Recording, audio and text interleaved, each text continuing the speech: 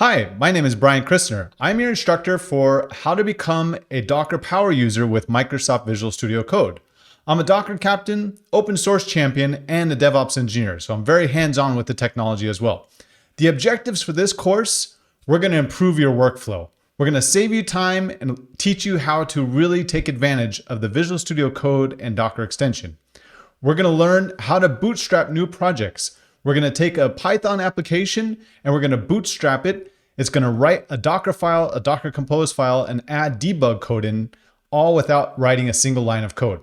We're going to unlock hidden features within the Docker extension that you've never encountered before. We're also going to understand the Docker extension, the user interface, the command line, and the command palette. Finally, we're going to get into power user mode and really save time and improve your workflow to understand really how to get the most benefit out of the Docker extension.